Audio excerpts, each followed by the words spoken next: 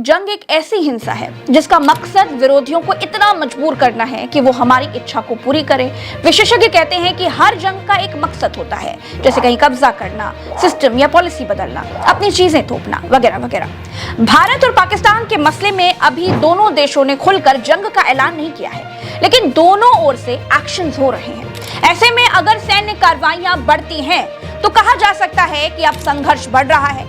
इस संघर्ष में जब आर्मी, एयरफोर्स और नेवी यानी सेना के तीनों अंग शामिल हो जाते हैं तो इसे फुल फ्लेश्ड वॉर यानी पूरी तरह से शुरू हो चुकी जंग कहा जाता है। 1999 में हुई कारगिल की लड़ाई एक सीमित जंग यानी लिमिटेड वॉर थी। हमारे टारगेट्स तय थे कि हमें अपनी जमीन को वापस पाना था। जब भारत ने अपने पॉइंट्स वापस पा लिए तो जंग जीतने की घोषणा कर दी। अगर अब दोनों तरफ से जवाबी कार्रवाई बढ़ी तो बात जंग तक पहुंच सकती है दोस्तों। अब सवाल यह है कि पूर्ण युद्ध और मिलिट्री ऑपरेशन में अंतर क्या होता है, वो भी मैं आपको समझाती हूँ। दोस्तों, जंग में और मिलिट्री ऑपरेशन में अंतर बिल्कुल साफ होता है।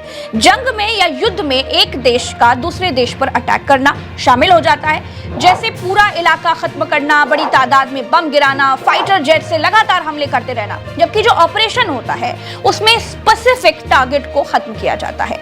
ऑपरेशन सोच समझ कर किया जाता है और देखा जाता है कि कोलैटरल डैमेज ना होने पाए, सिविलियंस ना मारे जाएं, जबकि जंग में ऐसा नहीं होता है। जंग में सेना के जवानों के साथ साथ आम लोग भी घायल होते हैं या फिर मारे भी जा सकते हैं।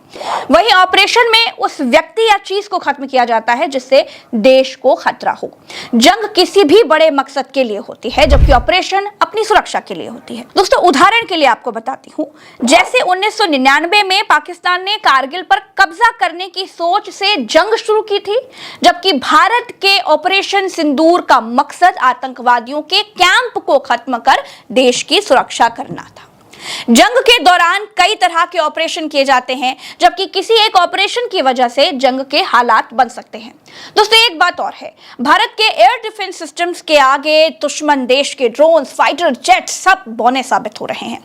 जिस एयर डिफेंस सिस्टम ने पाकिस्तान को नाको चने चबवा दिए हैं वो S-400 डिफेंस सिस्टम क्या है, आज वो भी जान लेते हैं। दोस्तों S-400 की सबसे बड़ी खासियत उसका मोबाइल होना है, यानी रोड के जरिए इसे कहीं भी लाया या फिर ले जाया जा सकता है।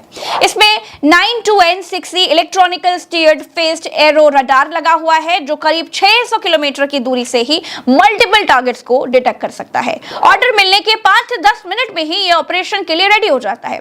S-400 की एक यूनिट से एक साथ 160 ऑब्जेक्ट्स को ट्रैक किया जा सकता है। एक टारगेट के लिए 2 मिसाइल लॉन्च की जा सकती हैं। दोस्तों, S-400 में जो 400 है ये सिस्टम की रेंज को दर्शाता है। भारत को जो सिस्टम मिल रहा है उसकी रेंज 400 किलोमीटर की है, यानी ये 400 किलोमीटर दूर से ही अपने टारगेट को डिटेक्ट कर काउंटर अटैक कर सकता है। साथ ही ये 30 किलोमीटर की ऊंचाई पर भी अपने टारगेट को अटैक कर सकता है। डिफेंस सिस्टम की हर यूनिट में एक कमांड और कंट्रोल सिस्टम, एक सर्वेलांस रडार, एक गाइडेंस रडार और ट्रांसपोर्ट इरेक्टर लॉन्चर शामिल होता है। साथ ही सिस्टम में अलग अलग रेंज की 4 मिसाइलें भी हैं, short range, medium range, long range और वेरी लॉन्ग रेंज। ये 40 किलोमीटर से लेकर के 400 किलोमीटर की दूरी तक काउंटर अटैक कर सकती हैं। भारत रूस से 400 किलोमीटर रेंज वाली मिसाइल खरीद रहा है जिसे 40N-6E कहा जाता है। वेरी लॉन्ग रेंज की मिसाइल 400 किलोमीटर की दूरी के साथ साथ 180 किलोमीटर की ऊंचाई तक भी हमला कर सकती है। दोस्तों, पाकिस्तान ने 14 अक्टूबर 2021 को HQ-9AG मिसाइल सिस्टम को सेना में शामिल किया। इसे चीन की precision machinery import export corporation यानी CPMIEC ने बनाया है। ये लंबी दूरी तक सतह से हवा में मार करने वाला एक मिसाइल सिस्टम है जिसे भारत के राफेल, सुखोई और ब्रह्मोस के हमलों को रोकने के लिए कराची और लाहौर जैसे शहरों में तैनात किया गया है। भारत ने S-400 डिफेंस सिस्टम को रूस से खरीदा है और 2021 में सेना में शामिल किया। ये aircraft cruise missile, ballistic missile, drone और स्टील्थ एयरक्राफ्ट को रोकने में पूरी तरह सक्षम है।